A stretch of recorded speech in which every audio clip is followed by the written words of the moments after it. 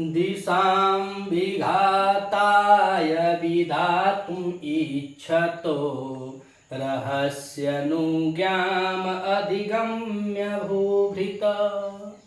दिशां विघाताय विधातुम् इच्छतो रहस्यनुज्ञाम् अधिगम्य भूभृत।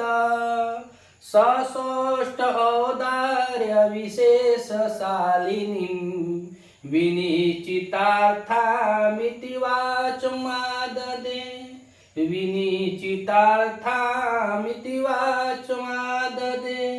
अब पूरे श्लोक में वनेचर इससे पहले महाराज का प्रणाम करता है और महाराज को प्रणाम करने के बाद जो दुर्योधन के प्रजा विषयक जो व्यवहार को वह जान करके आया है, तो वह जब जान करके आया है तो उसको हस्तिनापुर महाराज युधिष्ठिर भेजते हैं और वह जान कर आया है। तो अब महाराज से वो कुछ कहने से पहले क्या करता है, आदेश लेता है, उनसे प्रणाम करता है। प्रणाम करने के बाद तब वह कहता है जो उसको कहना चाहिए, क्योंकि इसमें कुछ ऐसे शब्द हैं, वनेचर जानता है कि मैं कुछ ऐसे शब्दों को अगर कह दूं तो महाराज युधिष्ठिर नाराज हो जाएंगे, उनको उनके क्रोध जो है, उनका जो क्रोध है वो उपदीप्त हो जाएगा, अर्थात ऊपर चला जाएगा, अर्थात उनको क्रोध आ जाएगा। उसी बात को लेकर के यह महाराज से अनुमति लेकर के बोलता है।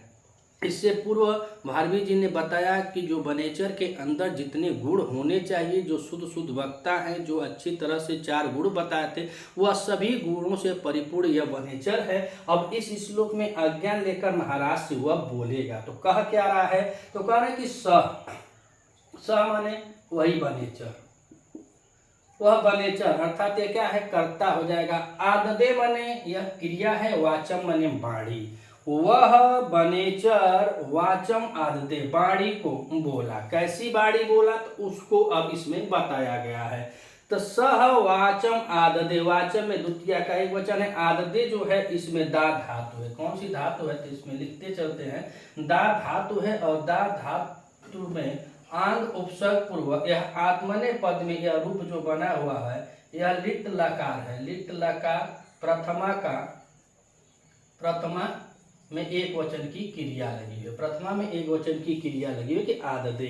तो कह रहे हैं कि सह वाचम आददे, वह बोला। अब क्या बोला, तो इसमें भी वाचम में द्वितीय है, साननी में भी द्वितीय है और विनिश्चितार्थ इति में भी द्वितीय है। तो यह वाणी का विशेषण है जी। कैसी वाणी को बोला, तो कह रहे हैं कि विनिश्चितार्थ इति।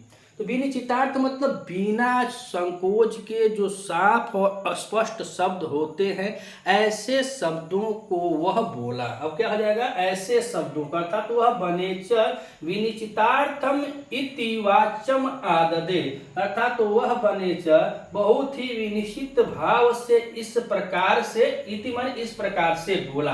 कैसी वाणी को बोला, तो कह रहे हैं सौष्ठ औदार्य विशेष शालिनी, सौष्ठ औदार्य विशेष शालिनी। वह वाणी कैसी है, तो सुष्ठु भावे है। सुष्ठ मतलब बहुत ही सौंदर्य, जिस वाणी का कोई अर्थ हो, जिस भाषा को कुछ कहा जाए उस भाषा का कोई अर्थ निकलता हो, और कैसा निकलता, तो विशेष शालिनी मतलब विशेष भाव से जो शब्द हो, ऐसे शब्दों को, अर्थात जो अर्थ की संपत्ति में भी बड़े हों, सौंदर्य हो और संपत्ति में है और विशिष्ट भाव से सुशोभित हो, ऐसे वाणी को वाचम आददे, ऐसी वाणी को वह बोला।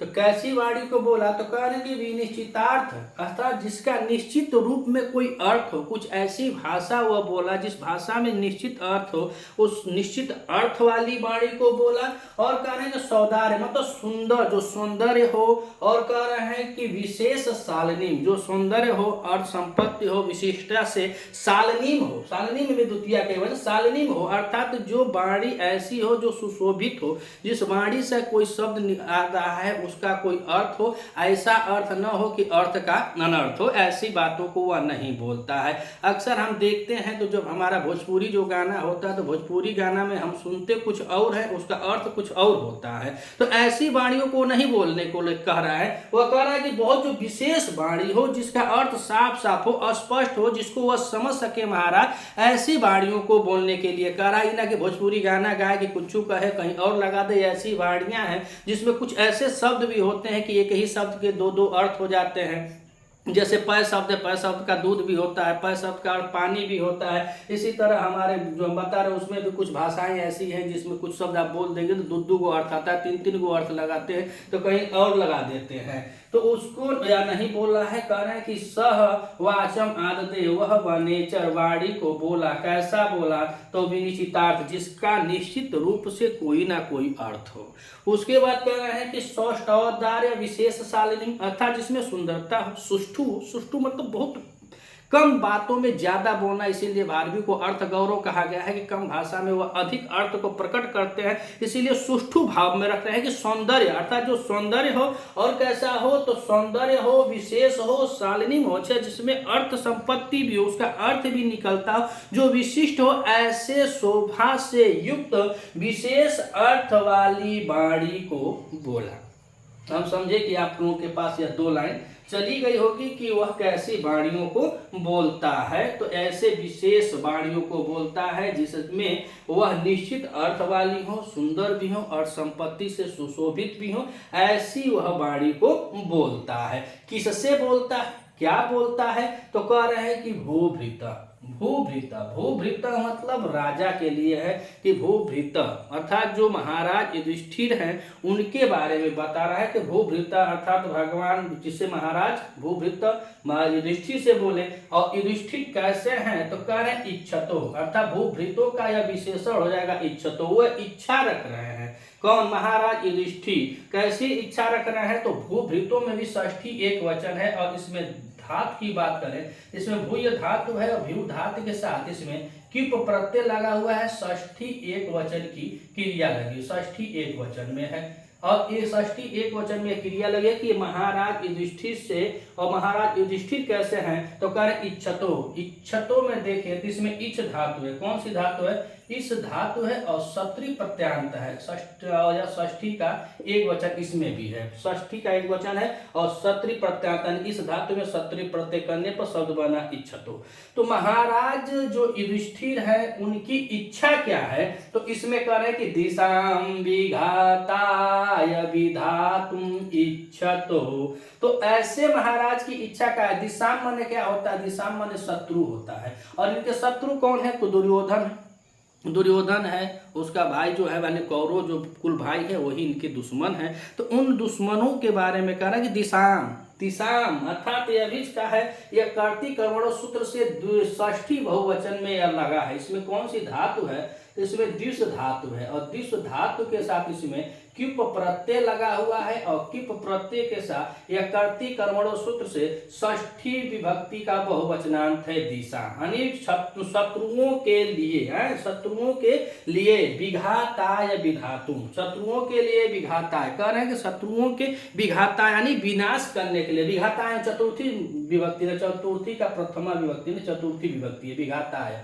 तो विघाताय ने, विघाताय में हम देखें तो यहाँ पे कह रहे हैं कि जो विघाताय है तो यहाँ पे बी उपसर्ग है और बी उपसर्ग के साथ इसमें हन प्रत्यय है और हन प्रत्यय करने के बाद हन धातु है, माफ कीजिएगा, हन धातु है, तुमुन प्रत्यय है, हन धातु के साथ तुमुन प्रत्यय लगा हुआ है और चतुर्थी एक वचन में क्रिया है कि विधाताय, अर्थात दुश्मनों का विनाश करने के लिए विधातु यानी कि जो विधान बनाते हैं, विधातु, विधातु में बी उपसर्ग इसमें भी और इसके बाद धा धातु के साथ तुमुन प्रत्यय इसमें भी लगा हुआ है, तो बना है विधातुम। तो जो महाराज हैं, जो युधिष्ठिर महाराज हैं, उनकी इच्छा यह है कि जो दुश्मनों के विनाश के लिए जो विधान की इच्छा रखने वाले महाराज युधिष्ठिर, दो ऊपर की लाइनों में क्या हुआ कि जो दुश्मनों के विनाश की इच्छा रखते हैं, अर्थात जो दुश्मनों के विनाश करने वाले जो महाराज युधिष्ठिर हैं वह कैसी इच्छा रखते हैं, दुश्मनों के विनाश की इच्छा रखने वाले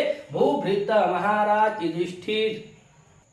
युधिष्ठिर से क्या कह रहा है, तो रहस्य रहस्य रहस्य मतलब होता है एकांत में, रहस्य मतलब एकांत में। इसमें यह देखा जाए तो यहाँ पे र धातु है, कौन सी धातु है, रह धातु है, और रह धातु के साथ अशून्य प्रत्यय लगा हुआ है। कौन सा प्रत्यय है, अशून्य प्रत्यय। तो कह रहे हैं कि रहस्य एकांत में अनुगाम अधिगम, अर्थात तो वहां पे कह रहे हैं अनुगाम अधिगम अर्थात अनुमति प्राप्त करके। आप लोगों ने देखा होगा टीवी वाला महाभारत जब आता था तो उसमें सब जाते थे तो पहले कहते थे महाराज को प्रणाम हो, अगर महाराज की इच्छा हो तो यह दास कुछ बोलने की अनुमति चाहता है। उसी बात को यहाँ पे कह रहे हैं कि जो दुश्मनों के विनाश की इच्छा रखने वाले महाराज युधिष्ठिर से वह अनुमति को पाकर के कह रहे अनुज्ञान अधिगम, और वह कहाँ पा रहा है, तो कह रहस्य एकांत में। ये जो बात कहेगा अब दुर्योधन से जो सीख कर आया है उसके प्रजा के बारे में, उसके राजलक्ष्मी के बारे में, उसके पूरे साम्राज्य तथा हस्तिनापुर के बारे में जो गोपनीय बातों को वह सबके सामने तो कहेगा नहीं। इसीलिए महाराज के समकक्ष आप लोगों ने पहले श्लोक में देखा जो वस्तु निर्देशात्मक इसका मंगलाचरण था, उसमें कह रहा था कि युधिष्ठिरम दैत्य वने वनेचर, अर्थात युधिष्ठिर के सामने द्वैत वन में वह वनेचर आ जाता है जिसको यह नियुक्त किए थे वहां जानने के लिए। अब इस श्लोक में कह रहा है कि जो महाराज जो है, जो युधिष्ठिर है, जो अपने दुश्मनों के विनाश की इच्छा रखने वाले हैं, ऐसे महाराज युधिष्ठिर से रहस्य यानी कि रहस्य अर्थात अकेले में या सुनसान या एकांत में अनुज्ञान अधिगम, अनुज्ञान अधिगम कह रहे हैं कि वहां उनसे क्या मिलता है,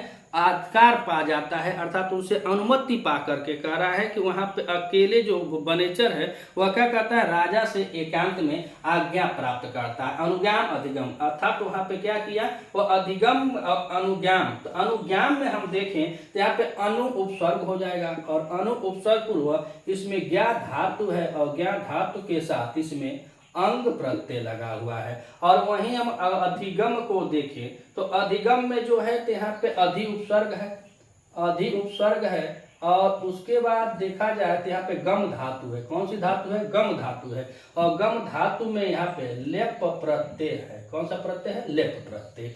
तो दिशाम विघाताय विधातुम इच्छतो भूभृता रहस्य अनुगाम अधिगम्य, दुश्मनों के विनाश की इच्छा रखने वाले महाराज युधिष्ठिर से एकांत में आदेश को प्राप्त करके, अनुगाम अधिगम आदेश को प्राप्त करके, सह माने वह वनेच सौष्ठो औदार्य विशेष शालिनी, अर्थात की जो सौंदर्य हो और अर्थ संपत्ति वाली हो और विशिष्ट सुशोभा से यानी विशिष्ट वाणियों से सुशोभित विनिश्चितार्थम इति अर्थात निश्चित शब्दों वाली इस प्रकार की वाचम आदि, इस प्रकार की वाणी को वह बोलता है।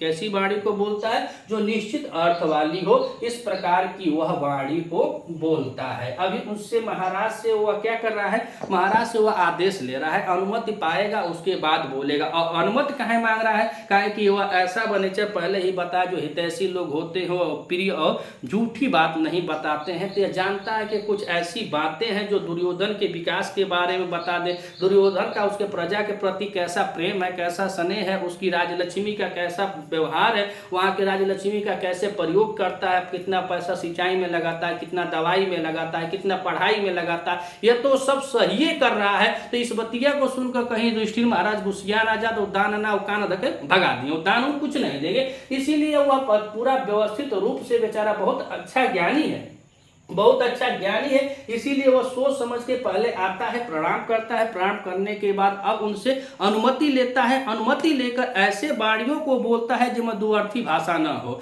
वो शुद्ध शुद्ध सौंदर्य हो, इसीलिए सुष्ठु भाव का प्रयोग किया गया है कि जो सौंदर्यशाली हो और विशेष अर्थ वाली हो, अर्थ संपत्ति हो और वितम विशेष करें, जो इस प्रकार सुनिश्चित करें, विनिश्चितार्थ यानी सुनिश्चित अर्थ वाली हो, इति माने इस प्रकार से वाचम आदि इस प्रकार के वाणी को वह बोलता है। सालनिम शब्द यहाँ पे आया है, सालनिम में देखा जाए तो सालनिम में यहाँ साल है, क्या है, साल, साल धातु है, साल धातु के साथ इसमें ऋणी प्रत्यय है, और ऋणी प्रत्यय के बाद इसमें स्त्रीलिंग में डिप प्रत्यय किया गया है। द्वितीय का यह भी एक वचन है, हाँ द्वितीय का एक वचन है, जो वाचम है द्वितीय, तो ये भी द्वितीय कहती। वाचम का विशेषण है कि वाणी कैसी है, तो सौंदर्य सौष्ठव औदार्य विशेष सालनिम है, और विनिश्चितार्थ इस प्रकार की वाणी को वह बोलता है। पूरे श्लोक में हम लोग देखें तो यहाँ पे देखिए विशेष हाँ विनिश्चितार्थ, और उसके बाद विघाताय, विधातु, अर्थात बार बार यहाँ पे क्या हो रहा है,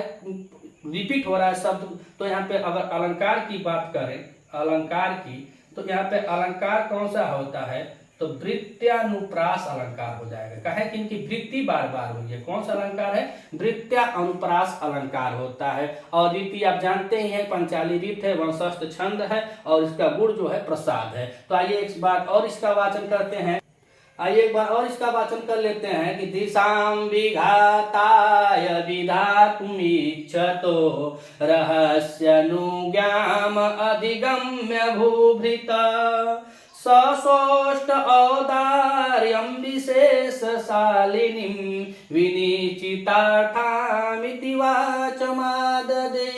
दुश्मनों के विनाश के लिए विधातुम इच्छतो, दुश्मनों के विनाश की इच्छा रखने वाले युधिष्ठिर महाराज से रहस्य माने एकांत में, अनुज्ञाम अधिगम आज्ञा को पा करके, सह माने वह बने, सौदार्य विशेष शालिनी, अर्थात वह अपनी सुंदर और अर्थ संपत्ति और विशेष शोभा से युक्त विनिश्चितार्थ अर्थात निश्चित शब्द निश्चित अर्थ वाली इस प्रकार, इति माने इस प्रकार, वाचम माने वाणी को, आददय माने बोलता है। अगर आप इसको देख लेंगे और हिंदी आप जान जाएंगे तो वो बहुत जान जाएंगे। पेपर में इतना नहीं डीप में आएगा कि एकदम जहां से एकदम जैसे बुझाता है पीएचडी इस पर शोध नहीं करना है।